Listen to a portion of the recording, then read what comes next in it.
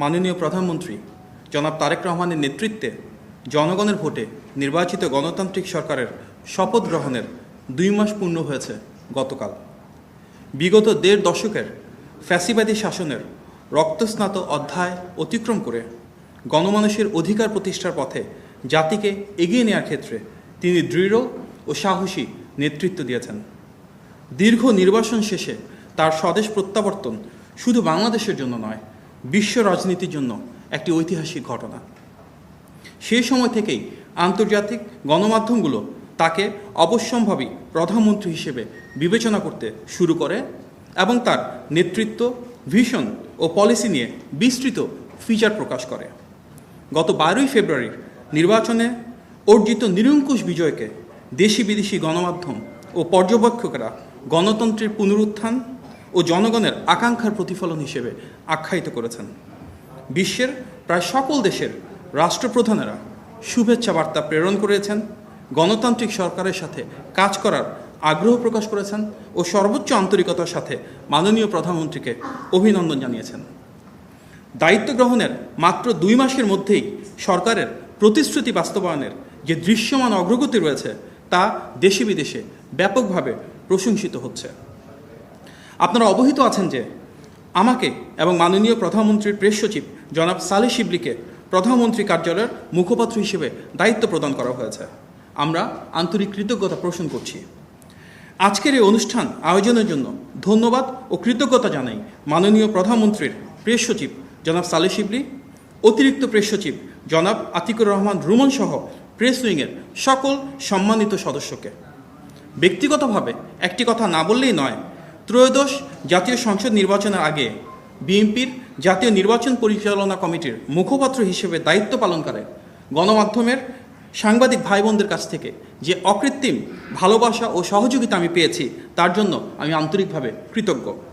সেই টিমে আমার সাথে কাজ করা জনাব তারিকুল ইসলাম ও জনাব মাহবুব নাহিদ এখনও কাজ করছেন এবং এখানে উপস্থিত আছেন সেই টিমের আপনাদের মাঝেই আরও কেউ। সামনের দিনগুলোতেও যে কোনো ভুল ত্রুটি আপনারা যুক্তিসঙ্গত সমালোচনার মাধ্যমে তুলে ধরবেন এবং মাননীয় প্রধানমন্ত্রী জনাব তারেক রহমান এবং সরকারের ইতিবাচক উদ্যোগ ও জনকল্যাণমূলক পদক্ষেপে পাশে থাকবেন, এটি আমাদের প্রত্যাশা। কারণ আপনাদের সহযোগিতা ও গঠনমূলক সমালোচনাই আমাদের সমৃদ্ধ করে। মুখপাত্র হিসেবে আমাদের প্রধান লক্ষ্য হল মাননীয় প্রধানমন্ত্রীর কর্মপরিকল্পনা, রাষ্ট্র পরিচালনার নীতিমালা এবং গণতান্ত্রিক শাসন ব্যবস্থায় তার গ্রহণ ও বাস্তবায়িত বিভিন্ন উদ্যোগকে একটি স্বচ্ছ, নিয়মতান্ত্রিক ও ধারাবাহিক প্রক্রিয়ার মাধ্যমে জনগণের সামনে তুলে ধরা। উল্লেখ্য যে প্রতিটি মন্ত্রণালয়ের মাননীয় মন্ত্রী, প্রতিমন্ত্রী ও উপদেষ্টাগণ নিজ নিজ দপ্তর সংক্রান্ত বিষয় যথারীতি তুলে ধরবেন এবং মাননীয় সংসদ সদস্যবৃন্দ তাদের নির্বাচনী এলাকা ও সংশ্লিষ্ট বিষয়ে স্বাভাবিকভাবেই মতামত তুলে ধরবেন। আমাদের দায়িত্ব মূলত মাননীয় প্রধানমন্ত্রীর নেতৃত্বে পরিচালিত রাষ্ট্রীয় কার্যক্রম ও জনগণের কল্যাণে তার নিরলস প্রচেষ্টাকে যথাযথভাবে উপস্থাপন করা।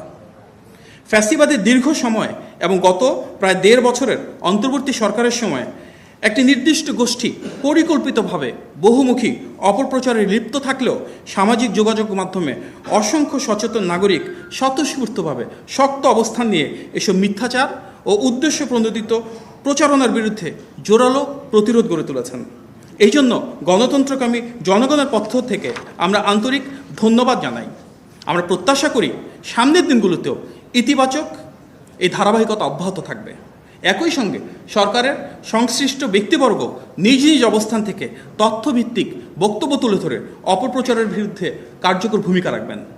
আমরা ভেবেছিলাম এই স্বল্প সময়ের মাঝে মাননীয় প্রধানমন্ত্রীর নেতৃত্ব ও নির্দেশনায় সরকার যে সমস্ত ইতিবাচক পদক্ষেপ গ্রহণ করেছে, বিরোধী দল সেই কাজের জন্য সামগ্রিকভাবে সহযোগিতা করবে। কিন্তু আমরা দেখতে পেলাম তারা সেটি না করে সংসদে হট্টগোল করা, রাজপথে আন্দোলনের হুমকি, গুজব অপপ্রচার ছড়ানো সহ বিকল্প পথ বেছে নিয়েছে, যা দেশের অগ্রযাত্রার পথে কিছুটা প্রতিবন্ধকতা সৃষ্টি করছে। গভীর আনন্দ ও গৌরবের বিষয় যা ইতিমধ্যে আপনারা জেনেছেন যে মাননীয় প্রধানমন্ত্রী ও গণমানুষের নেতা জনাব তারেক রহমান এই বছর বিশ্বখ্যাত সাময়িকী টাইমের বিশ্বের সবচেয়ে প্রভাবশালী 100 ব্যক্তির তালিকায় স্থান পেয়েছেন। এই স্বীকৃতির মাধ্যমে তার দূরদর্শী নেতৃত্ব, সীমাহীন সাহসিকতা এবং গণতন্ত্র পুনরুদ্ধারের জন্য অসামান্য যে অবদান সেটিকেই আন্তর্জাতিক পরিসরে স্বীকৃতি দেওয়া হয়েছে। আজকে টাইম থেকে পাওয়া এই সম্মান আমাদের সকলের। এই বৈশ্বিক স্বীকৃতি গণতন্ত্রের বিজয়, জনতার বিজয়, বাংলাদেশের বিজয়। আলহামদুলিল্লাহ। উপস্থিত সাংবাদিক ভাই ও বোনেরা, আমরা সবাই জানি গতকাল বর্তমান সরকারের মেয়াদের 2 মাস পূর্ণ হয়েছে। এই স্বল্প সময়ের মধ্যেই সরকার নির্বাচনের আগে ইশতেহারে প্রদত্ত প্রতিশ্রুতিসমূহ বাস্তবায়নের কাজ শুরু করেছে। মাননীয় প্রধানমন্ত্রীর নেতৃত্বে সরকার দুর্বার গতিতে যেভাবে অভূতপূর্ব কর্মযজ্ঞ হাতে নিয়েছে, প্রতিটি সেক্টরে এবং গণমানুষের ভাগ্য পরিবর্তনের জন্য প্রতিটি ক্ষেত্রে 180 দিনের যে কর্মপরিকল্পনা গ্রহণ করেছে তা এক অবিস্মরণীয় অর্জন। জনগণের আকাঙ্ক্ষাকে ধারণ করে গত 2 মাসে মাননীয় প্রধানমন্ত্রী রাষ্ট্রের ও প্রতিটি নাগরিকের অগ্রযাত্রা নিশ্চিত করতে যেসব পদক্ষেপ গ্রহণ করেছেন তার মধ্যে 60টি আমি আপনাদের সামনে তুলে ধরছি। সরকারের 2 মাসে মাননীয় প্রধানমন্ত্রীর 60টি উল্লেখযোগ্য পদক্ষেপ। মাননীয় প্রধানমন্ত্রীর নির্বাচনী প্রতিশ্রুতি অনুযায়ী নারীর ক্ষমতায়নের লক্ষ্যে দেশের প্রতিটি পরিবারের কাছে পর্যায়ক্রমে ফ্যামিলি কার্ড পৌঁছে দেওয়ার পাইলট প্রকল্প শেষ হয়েছে। ইতিমধ্যে 37,567টি পরিবারকে ফ্যামিলি কার্ড প্রদান করা হয়েছে। প্রতিটি কার্ডে মাসিক 2,500 টাকা নগদ সহায়তা করা হচ্ছে, যা নারীকে অর্থনৈতিক, পারিবারিক ও সামাজিক ক্ষমতায়নের একটি আন্তর্জাতিক রোল মডেলে পরিণত হয়েছে। মাননীয় প্রধানমন্ত্রীর আরেকটি নির্বাচনী প্রতিশ্রুতি অনুযায়ী দেশের কৃষানীদের জন্য 10টি সুবিধা ও নগদ অর্থায়ন সম্বলিত কৃষক কার্ড প্রচলন করা হয়েছে। ইতিমধ্যে প্রাথমিকভাবে 10টি জেলার 22,000-এরও বেশি প্রান্তিক, ক্ষুদ্র ও মাঝারি কৃষককে কৃষক কার্ড প্রদানের মাধ্যমে এই কার্যক্রম শুরু হয়েছে। মৎস্য, প্রাণী সম্পদের সাথে যারা যুক্ত এবং খামারিরাও এই সুবিধা পাচ্ছেন। প্রায় 12 লক্ষ ক্ষুদ্র ও প্রান্তিক কৃষকের 10,000 টাকা পর্যন্ত ঋণ সুদসহ মওকুফ করা হয়েছে। সাংবিধানিক বাধ্যবাধকতা ও দেশের আইনি কাঠামোর ধারাবাহিকতা রক্ষায় অত্যন্ত স্বল্প সময়ের মধ্যে ত্রয়োদশ জাতীয় সংসদের প্রথম অধিবেশনে 133টি অধ্যাদেশ নিষ্পত্তির মাধ্যমে সরকার সংসদীয় গণতন্ত্রে এক অনন্য নজির স্থাপন করেছে। এসব অধ্যাদেশের সঙ্গে মানবাধিকার কমিশন, গুম প্রতিরোধ ও প্রতিকার অধ্যাদেশ সহ 16টি অধ্যাদেশ অধিকতর যাচাই বাছাই করে আবার সংসদে বিল আকারে উত্থাপন করা হবে। সবচেয়ে বেশি গুম, খুন, মানবাধিকার লঙ্ঘনের শিকার দল হিসেবে বিএনপি এগুলো বাস্তবায়নে অঙ্গীকারবদ্ধ। এই প্রতিটি ক্ষেত্রে সংশ্লিষ্ট অংশীজনদের সাথে আরও পরামর্শ ও যাচাই বাছার প্রয়োজনীয়তার কথা বিলে উল্লেখ করা হয়েছে। সরকারের এই উদ্যোগ স্বচ্ছতা ও জবাবদিহিতা নিশ্চিতের একটি প্রতিশ্রুতি, সেটিরই প্রতিফলন। জুলাই সনদে নোট অফ ডিসেন্ট সহ বিএনপি সম্মত হয়ে যেভাবে স্বাক্ষর করেছিল সেই স্বাক্ষরিত জুলাই সনদকে মাননীয় প্রধানমন্ত্রী বাস্তবায়নের জন্য দৃঢ় প্রতিজ্ঞ। দেশের মানুষের কাছে বিএনপি যে অঙ্গীকার করেছে এবং যে প্রতিশ্রুতির আলোকে ধানের শীষে ভোট দিয়েছে, সরকারের সর্বোচ্চ পর্যায় থেকে শুরু করে সবাই তা অক্ষরে অক্ষরে পালনের জন্য দায়বদ্ধ।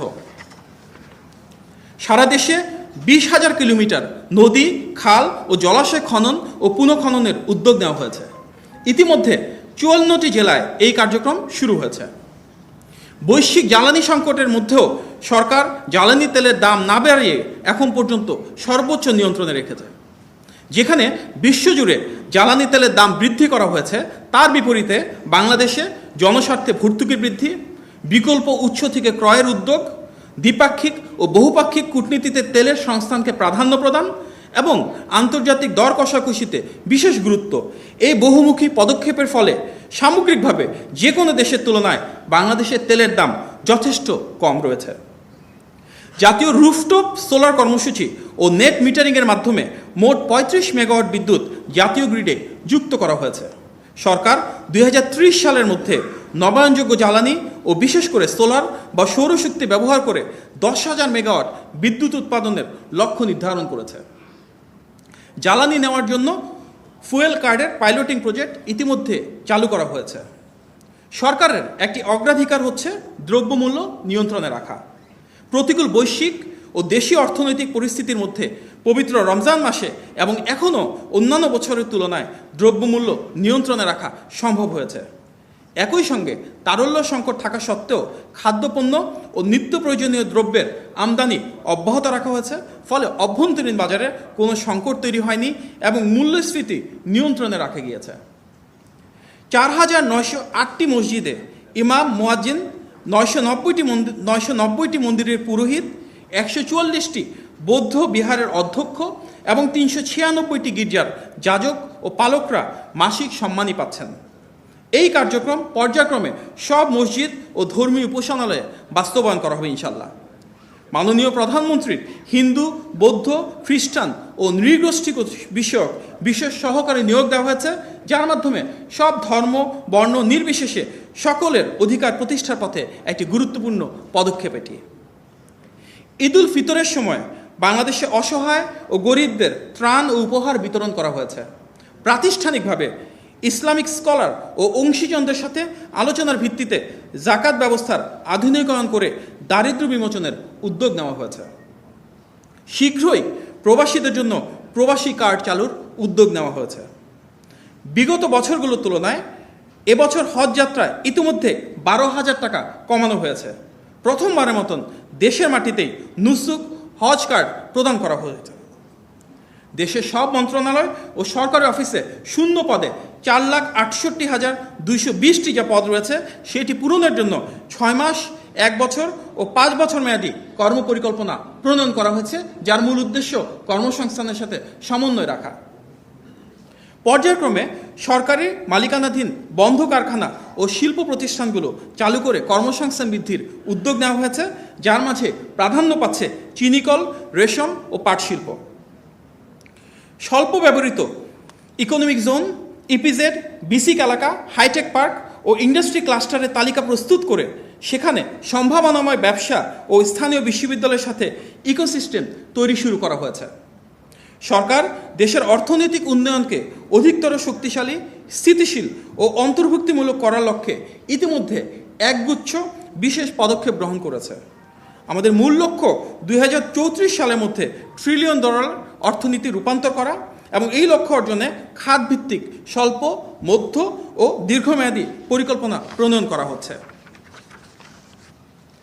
অর্থনৈতিক স্থিতিশীলতা, পুনর্গঠন ও বিনিয়োগ নির্ভর প্রবৃদ্ধির সাথে আমাদের যে অগ্রযাত্রা সেটিকে মিলানোর লক্ষ্যে 5 বছর মেয়াদে কৌশলগত কাঠামো প্রণয়ন করা হচ্ছে। 2030 সালের মধ্যে প্রকৃত জিডিপি প্রবৃদ্ধি 8% উন্নীত করা, মূল্যস্ফীতি নামিয়ে আনা, প্রত্যক্ষ বিদেশি বিনিয়োগ বাড়ানো এবং এমপ্লয়মেন্ট এক্সচেঞ্জ চালুর মাধ্যমে ব্যাপক কর্মসংস্থানের পরিকল্পনা হাতে নেওয়া হচ্ছে। বিদেশি বিনিয়োগ সহজ করার লক্ষ্যে 100 কোটি টাকা পর্যন্ত বিনিয়োগ প্রত্যাবাসনে কেন্দ্রীয় ব্যাংকের আগে থেকে নেওয়া যে অনুমোদনের বাধ্যবাধকতা রয়েছে সেটি তুলে নেওয়ার সিদ্ধান্ত হয়েছে। গত প্রায় 18 বছরের মধ্যে এই প্রথমবারের মতো পবিত্র ঈদ উল ফিতর উপলক্ষে কোনো শ্রমিককে হাহাকার করতে হয়নি। শ্রমিক, মালিক, সরকার ও অংশীজনের সঙ্গে সমন্বিত আলোচনার ভিত্তিতে এবং প্রয়োজন অনুযায়ী ব্যাংকিং সহায়তা প্রদান নিশ্চিত করা হয়েছে, যার কারণে সব শিল্প কারখানায় শ্রমিকদেরকে ঈদের আগেই তাদের প্রাপ্য বেতন, বোনাস ও অন্যান্য সুবিধাদি পরিশোধ করা হয়েছে।